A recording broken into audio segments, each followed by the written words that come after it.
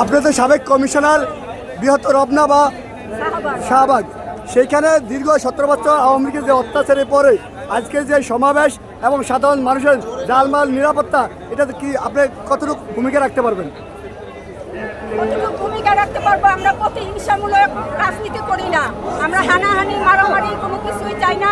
আমরা শান্তিমূলকভাবে রাজনীতি করতে চাই, আমরা আমাদের ভোটাধিকার ফিরে পেতে চাই এবং ফিরে পাইছি, এটাই আমাদের অনেক আনন্দ। এবং আমরা আমাদের মনের কথাগুলো এখন সর্বাত্মকভাবে স্বাধীনভাবে প্রকাশ করতে পারবো, এটাই আমরা অনেক আনন্দিত। আমাদের সন্তানরা আনন্দিত, আমাদের সন্তানরা ভোট দিতে পারবে।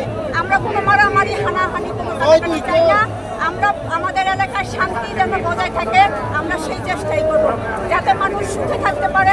আমরা সেই চেষ্টাই করব, সবাই নিশ্চিন্তে বসবাস করতে পারবে, এই আশ্বাস আমরা দিতে চাই। আমরা যারা ডিস্টার্ব করতে চাইতেছে হয়তো তারা বুঝতে পারতেছে না, কিন্তু তাদের প্রতি আমাদের অনুরোধ থাকবো তারা যেন শান্ত থাকে।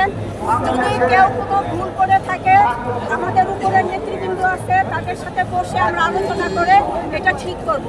হ্যাঁ, আমরা কোনো হানাহানি মারামারি করতে যেতে চাই না।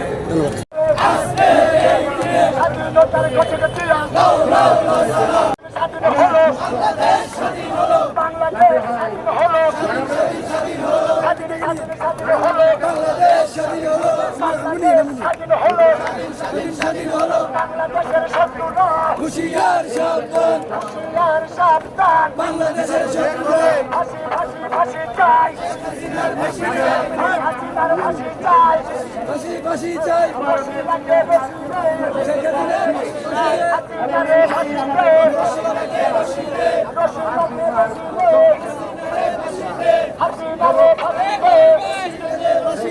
Action! Action! Direct action! Action! Action! Direct action! Direct action! Direct action!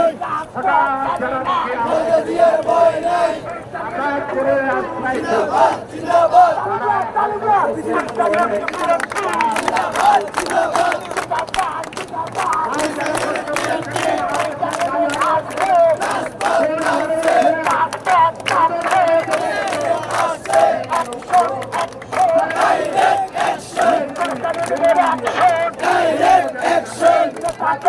Direct action! লড়াই করে বাঁচতে চাই, আমরা আছি সেখানে, আমরা আছি সেখানে, ভয় করি না বলে বোমা, আমরা সবাই আলো দেব রক্ত, দিয়েছি তো রক্ত, আমার ভাই মরলো কেন, আমার ছেলে মরলো কেন, আমার মেয়ে মরলো কেন, রক্ত